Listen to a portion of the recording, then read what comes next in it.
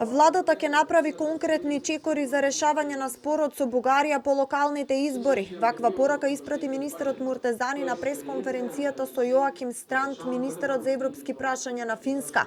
Муртезани не откри за какви чекори станува збор, кратко порача дека засега поради изборната кампања тоа се само размислувања без форма на конкретни предлози.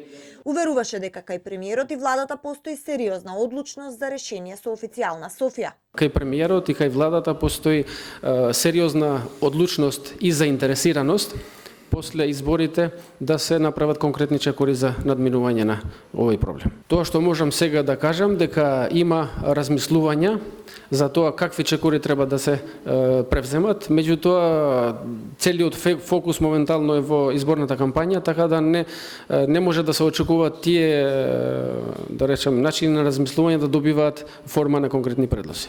А финскиот министер за европски прашања Странд се надева дека нема да има премногу билатерални прашања кои како што изјави ќе го контаминираат процесот на преговори. Порача дека сите земји имаат историја и дека во ЕУ сега може да се најдат стотина проблеми. Верува дека ќе се најде решение и ја потекна владата на уставни измени.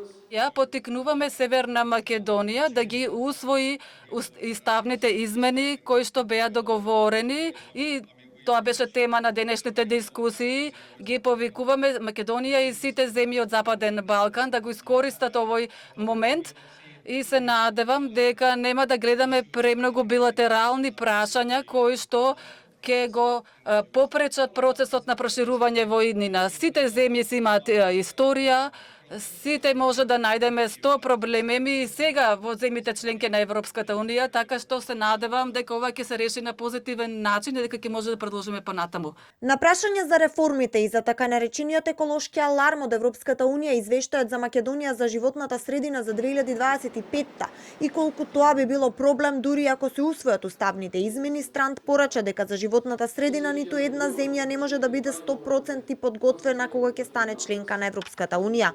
Изјави дека многу компании во Финска се спремни да помогнат на решение за управување со отпадот, управување со водите, енергетска ефикасност, балансирање на струјата, обновливи извори на енергија.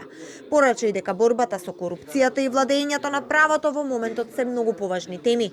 Јоаким Странд денеска имаше средба и со шефот на дипломатијата Муцунски.